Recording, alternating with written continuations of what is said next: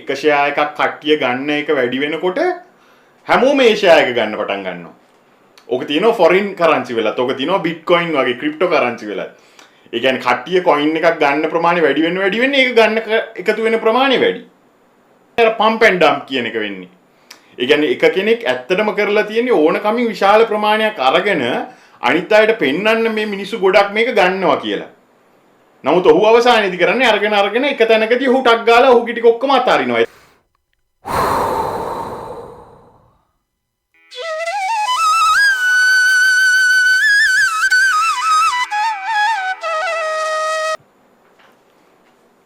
අයිබෝන් අපේ cognitive biases series එකේ තුන්වෙනි වීඩියෝ එක අපි කතා කරන්න යන්නේ bandwagon effect එක ගැන.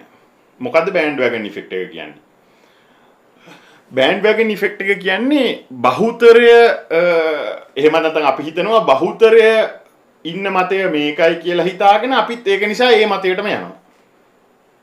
එන වෙන ලොජික් කියන්නේ නැහැ. දැන් උදාහරණයක් වශයෙන් ඔය ඡන්දවලදී රැලි කියලා හැදෙන්නේ. දැන් එක කාලයකදී ගෝඨාභය රාජපක්ෂ මහත්මයා දැන් මොකද අපි හිතනවා බහුතරය ඡන්දෙ දෙන්නේ ගෝඨාභය රාජපක්ෂ මහත්තයාට. ඒතර ඒක නිසා අපි හිතනවා එහෙනම් එතුමා තමයි මේ වෙලාවේ ඉන්න සුදුසුම කෙනා කියලා අපි යන්න අපේ මතේ ඒ පැත්තට හරව ගන්නවා. ඊට පස්සේ දැන් මේ සැරේ ඡන්දෙ එනකොට අනුර කුමාර දිසානායක මහත්මයා ඒක නිසා අපි හිතනවා හරි එයා තමයි මේ වෙලාවේ ඉන්න සුදුසුම කෙනා කියලා අපි අපේ මතේ ඒ පැත්තට හරව ගන්නවා. ඔන්න ඕකට තමයි bandwagon effect එක කියලා කියන්නේ. ඒ කියන්නේ බහුතරයක් යම් කිසි මතයකට පැමිණීම මත අපි තීරණය කරනවා මේ මතේ නිවැරදි විය යුතුයි කියලා අපි මේ මතේ වැළඳ ගන්නවා. ඒක නිසා ඔබ හැමතිස්සෙම මතක තියාගන්න ඕනේ දෙයක් තමයි බොහෝ වෙලාවට බහුතරය වැරදි.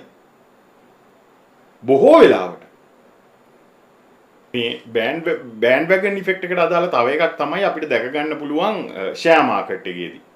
උදාහරණයක් වශයෙන් දැන් කවුරු හරි ඔන්න දැන් එක share එකක් කට්ටිය ගන්න එක වැඩි වෙනකොට හැමෝම ඒ ෂෙයා එක ගන්න පටන් ගන්නවා. ඕක තියෙනවා ෆොරින් කරන්සි වෙලත්. ඕක තියෙනවා බිට්කොයින් වගේ ක්‍රිප්ටෝ කරන්සි වෙලත්. ඒ කියන්නේ කට්ටිය කොයින් එකක් ගන්න ප්‍රමාණය වැඩි වෙන්න ඒක ගන්න එකතු වෙන ප්‍රමාණය වැඩි. ඒක තමයි bandwagon effect එක කියලා කියන්නේ. ඊට පස්සේ සමහර ලාවට එතකොට එතනදි තමයි අර pump and dump කියන එක වෙන්නේ. ඒ කියන්නේ එක කෙනෙක් ඇත්තටම කරලා තියෙන්නේ ඕන කමින් විශාල ප්‍රමාණයක් අරගෙන අනිත් අයට පෙන්වන්න මේ මිනිස්සු ගොඩක් මේක ගන්නවා කියලා. නමුත් ඔහු අවසානයේදී කරන්නේ අරගෙන එක තැනකදී ඔහු ටක් ගාලා ඔහුගේ ටික ඔක්කොම අතාරිනවා. එතකොට අර bandwagon එකට එකතු වෙච්ච කට්ටිය ඔක්කොම අනාථ වෙනවා. ඒක නිසා තීරණයක් ගන්නකොට හැමතිස්සෙම ස්වාධීනව ඒ සම්බන්ධයෙන් හිතලා බලලා ඒ තීරණය ගන්න උත්සාහ කරන්න.